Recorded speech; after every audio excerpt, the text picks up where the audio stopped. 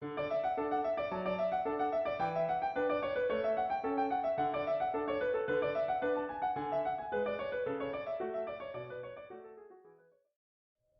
is the 8th video in this series on interpreting chest x-rays, and the topic is focal lung disease.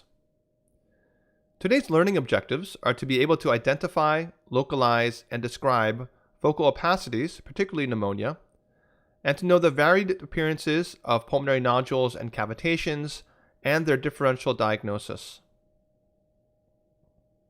I'll start by discussing lobar anatomy and radiographic zones in the chest in order for us to accurately describe the location of a focal lesion.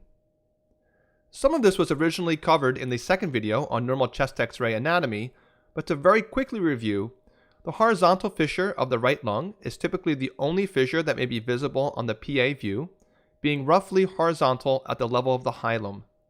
It's generally not visible on the lateral view. The oblique fissures are located here, but because they run at oblique angles to the X-ray beams in both the PA and lateral views, they are usually not visible in either. The right upper lobe is located here,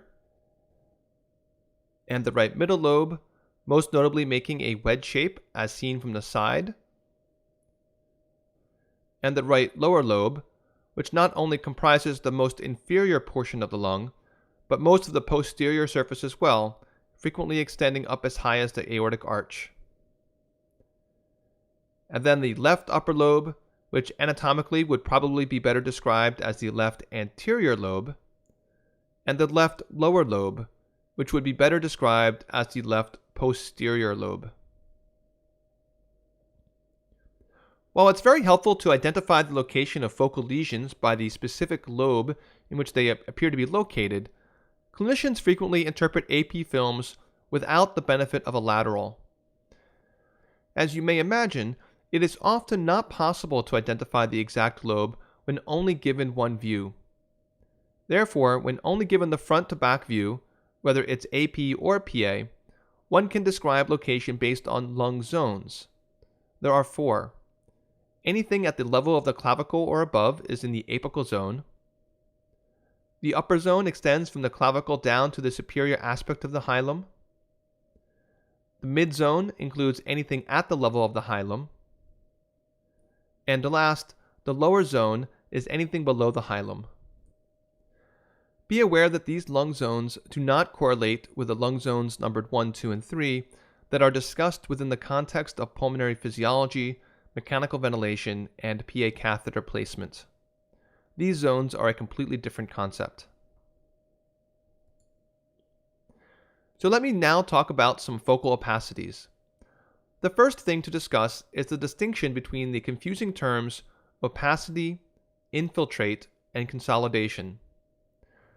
There are no formal definitions for these terms, and they are often used interchangeably and in nonspecific ways.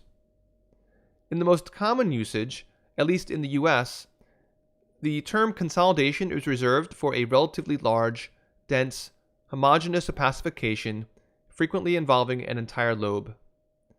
Some radiologists recommend against using the term infiltrate altogether, as it strongly biases other clinicians to assume the etiology is infection. If the term infiltrate is used, it is helpful to qualitatively describe it as alveolar, interstitial, nodular, or cavitary. When identifying and localizing an opacity, there are 2 helpful radiographic signs. The first is called the silhouette sign, in which there is a loss of the normally visible border of an intrathoracic structure caused by an adjacent pulmonary density. For example, a density in the right upper lobe can obscure the border of the ascending aorta. A right middle lobe opacity can obscure the right heart border. The right lower lobe obscures the right diaphragm. The left upper lobe can obscure either the aortic knob and or the left heart border, which is specifically bordered by the portion of the left upper lobe called the lingula. And a left lower lobe opacity can obscure the left diaphragm and or the descending aorta. Take a look at this example. Which normal border is obscured by a density, and therefore where is that density located? In this case, it's the left heart border that's obscured, and therefore the opacity is located in the lingula. Another helpful radiographic sign is often called the spine sign.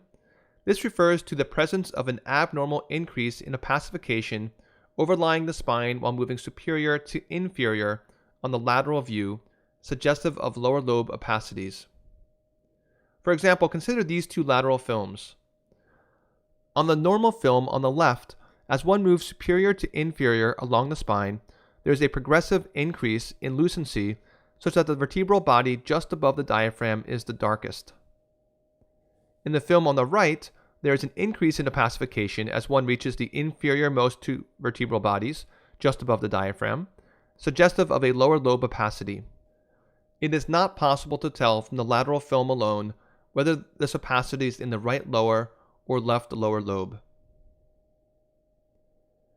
What are some of the etiologies of focal opacities? Obviously, there are infections, that is pneumonia, which can be bacterial, viral, fungal, or mycobacterial. There are malignancies, which can be primary lung cancer, metastatic disease, or lymphoma. And other etiologies include pulmonary infarction, pulmonary hemorrhage, vasculitis, and eosinophilic pneumonia. Let me focus on infectious pneumonia for a few minutes, as this is by far the most common etiology of focal opacities. There are several distinctive radiographic patterns of pneumonia. For example, the best well-known and easiest to identify is lobar pneumonia. This is characterized by homogeneous consolidation, air bronchograms, and sharp borders which correspond to fissures. The classic causative organism of this subtype is Streptococcus pneumoniae, also known as pneumococcus. Contrasting with lobar pneumonia is segmental pneumonia, more frequently referred to as bronchopneumonia. Bronchopneumonia consists of patchy opacification and vague borders. It is frequently bilateral, and air bronchograms are relatively uncommon. Classic causative organisms include Staph aureus and Pseudomonas.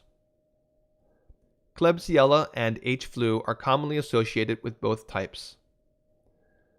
Then there is interstitial pneumonia, in which the opacification has a reticular pattern lacking air bronchograms.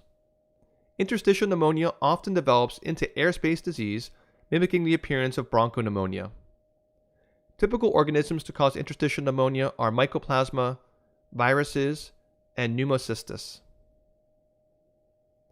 Round pneumonia has an interesting spherical shape, which is easily mistaken for a tumor or other lung mass. It is much more common in children than adults and is caused by H. flu and Streptococcus. Finally, cavitary pneumonia, which I'll come back to later in the video, may or may not have air fluid levels and is classically seen in TB and Staph aureus. So let's apply some of this information to understand and interpret some X-rays of pneumonia. What do you see here? There is obviously opacification in the right mid and lower lung zones. There appears to be a silhouette sign such that the right heart border is obscured, suggesting the opacification is located in the right middle lobe. We can also easily see the sharp demarcation between the opacity and normal lung tissue. This border corresponds to the horizontal and right oblique fissures. There is an air bronchogram right here. And notice that the right costophrenic sulcus is clear, suggesting that the right lower lobe is not affected by the pathologic process. So how would you summarize this chest X-ray? This is a right middle lobe lobar pneumonia, most likely a result of Streptococcus pneumoniae, but also possibly Klebsiella or Haemophilus influenzae. How about this X-ray? There's a silhouette sign in which the left diaphragm is obscured. On the lateral film, there is opacification of the lower thoracic vertebrae, also known as the spine sign, and therefore this is a left lower lobe lobar pneumonia. In this example, we see opacification in both lower lung zones. The opacifications are not as sharply defined as in the last two films, and there are no obvious air bronchograms. This is bronchopneumonia. Here are two examples of the unusual round pneumonia. It's easy to appreciate why they can be mistaken for a lung mass. They can't be distinguished radiographically from these, but rather on the clinical history and the fact that the round pneumonia will resolve over days to weeks. Let's move on to discuss pulmonary nodules. The entity of a solitary pulmonary nodule is defined as a well-circumscribed, generally round density, smaller than 3 centimeters in diameter. If it's larger than 3 centimeters, it's referred to as a lung mass, though the differential diagnosis and general approach is largely the same. Although nodules are one of the most important findings which radiologists look for when evaluating an X-ray, the majority of them may be missed on initial review. A comparison to prior X-rays is critical when evaluating for them. The differential diagnosis for a solitary nodule is very long. It includes various forms of cancer, the most common of which is primary lung adenocarcinoma. Most cases of metastatic cancer present as multiple pulmonary nodules. Infectious and inflammatory causes include granulomas, which are typically very small, well demarcated, and calcified. They are consequences of prior infections such as histoplasmosis, coccidioidomycosis, and tuberculosis. Granulomas are generally believed to be responsible for the majority of benign nodules, which I've never personally understood since the infections which are classically described as leading to them are themselves relatively uncommon in this country. As we just saw with round pneumonia, these can present with an identical appearance. And there are some congenital etiologies such as an arteriovenous malformation and a bronchogenic cyst. An important aspect of successfully identifying a pulmonary nodule is using the correct amount of contrast. Consider these two films. They are identical with the exception of increased contrast in the film on the right side. I think most people will concur that the nodule is slightly easier to see when the contrast is turned up a bit. And consider this example. Where is the nodule here? Although it's approximately the same size and round shape as the film on the right, its central location near the hilum makes it much more difficult to spot. When patients present with multiple pulmonary nodules, the differential diagnosis changes quite a bit. One should still worry about cancer. However, there are now a number of other infectious etiologies to consider. These include fungal pneumonia, mycobacterial pneumonia, nocardia, septic emboli, parasites, specifically Echinococcus, Paragonimiasis, and Schistosomiasis, rheumatoid arthritis, and vasculitis. Finally, one miscellaneous cause of multiple pulmonary nodules is amyloidosis. Here are just a couple of examples of patients presenting with multiple pulmonary nodules. Here is metastatic disease. In this case, this is from endometrial cancer. And invasive aspergillus. And here are some rarer causes, amyloidosis on the left and Echinococcus on the right. In the right film, that specific morphology of the nodules in which they are unusually large, very circular, and have overlapping appearances are sometimes called cannonball nodules. Most pulmonary emboli result in no apparent changes on chest X-ray. Rarely, a large PE can result in one of several eponymous findings. First is the unfortunately named Hampton's hump. This is a wedge or dome-shaped, pleural-based opacity due to lung infarction. This opacity may take months to resolve and frequently leaves scarring in that region. Sometimes Hampton's hump can be a little bit more subtle. Then there is Westermarck sign, which is focal oligemia, which is a fancy way of saying focal reduction in the appearance of lung markings. This is due to both lack of blood flow distal to an embolus, as well as redistribution of blood to other adjacent areas.